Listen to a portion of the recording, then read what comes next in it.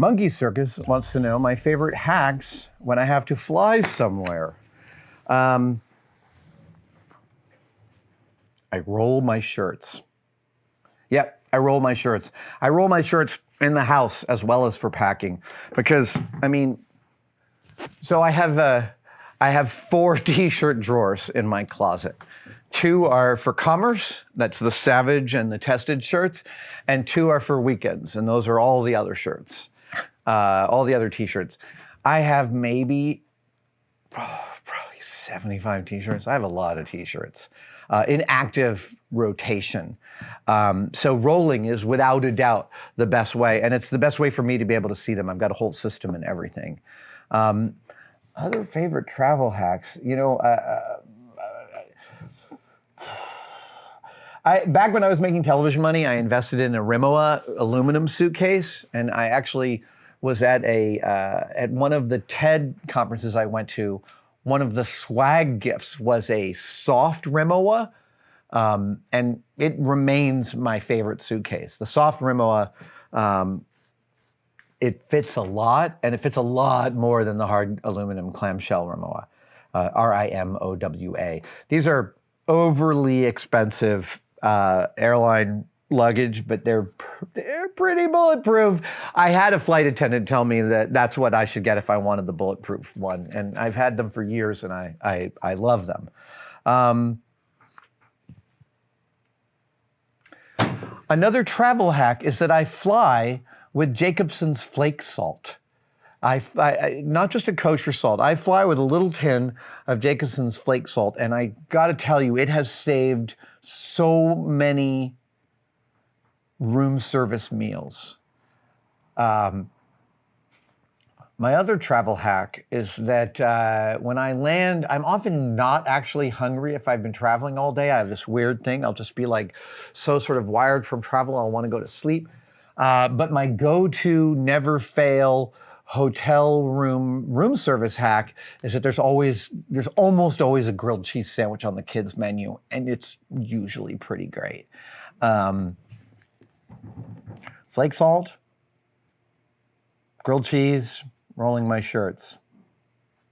Oh, right, and the noise-canceling headphones. Noise-canceling headphones are absolutely critical for me for sleeping in every portion of my life because Mrs. Don't Try This snores a little bit. And they help me there. They also filter out all the airplane noise. It's really, really lovely. What noise-canceling headphones do I use? C2 Lawson? I use the Apple AirPod Max Pros, whatever they're called, the over-the-ear Apple lozenges. They are, full stop for me, the best noise-canceling headphones I have ever used. And they have one thing they do which makes me insane, and everything else they do is great. The thing they do that makes me insane is they know when they're on my head. That doesn't make me insane. But the fact that they know that when they're on my head, my question is, why then will you try and answer the phone when you're not on my head? There's never an occasion in which I'm going to hold them and try and have a phone conversation. If they're here, I want the phone call to go to there. If they're not, I don't. And the only way you can keep them from answering the phone is if you put them in their case. That's part of Apple's thing of not having an off button on their electronics, which I kind of understand their simplicity vibe, and I also have some issues with that. No off buttons. No off buttons has a body count. And my biggest problem with no off buttons is in cars. And I know cars have a start and stop button, but they do not have an interface that tells you I am on and ready to drive, I am not. There are like multiple modes in there, and you can get caught up in this, like, didn't put my foot on the clutch, and the thing is the car can run, and I can run the AC, but I can't drive it. And this has actually a body count because older people will park their hybrid in their garage and not realize that it's running, and the CO2 levels will rise until they die. That is a UX interface causing a death. Oh, it makes me crazy. What was the question I was answering? I think it was just about noise-canceling headphones. I went off on the weeds on that one.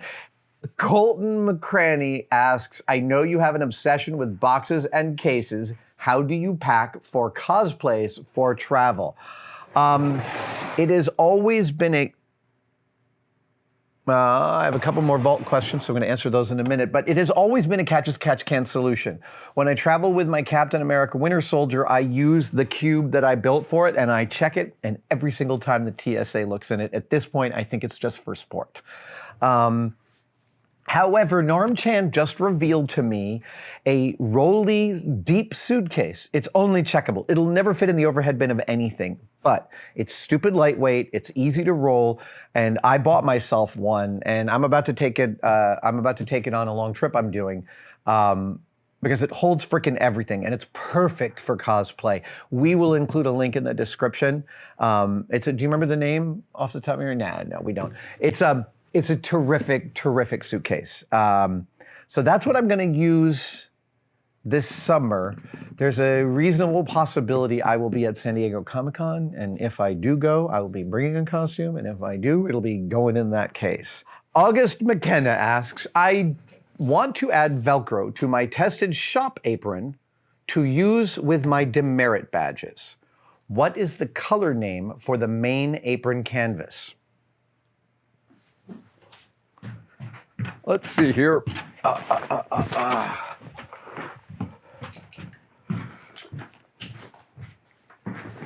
Yeah, it is. So, this is one of my aprons. Now, you tried an olive green and it isn't right. This is what August McKenna says. They tried a olive green and it isn't right. So you're going to put some loop Velcro on your apron so that you can put the demerit badges on it. I think you might have a difficult time finding a genuine color match. So I feel like you might want to end up going with not trying to match the color, but trying to hit some happy medium. For example, the kind of Velcro colors that are going to look good against this green are going to be, I think like a leafy high yellow green might work on this. Actually, here, wait a second.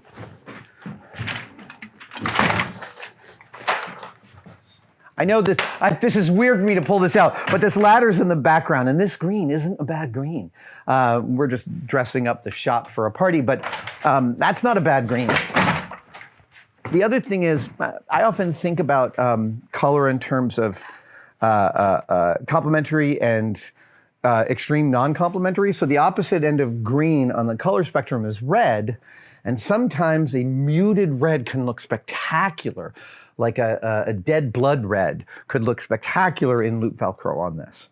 I don't have a color off the top of my head. If we come up with one, I will put it in the description.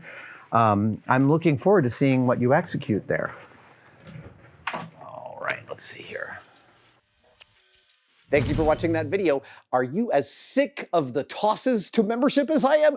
Good, because here's a brand new one that I recorded today, and it's nice and short. There are 3 tiers to tested membership, and they all offer awesome stuff. Find out about it by clicking the join link below. We'll see you there.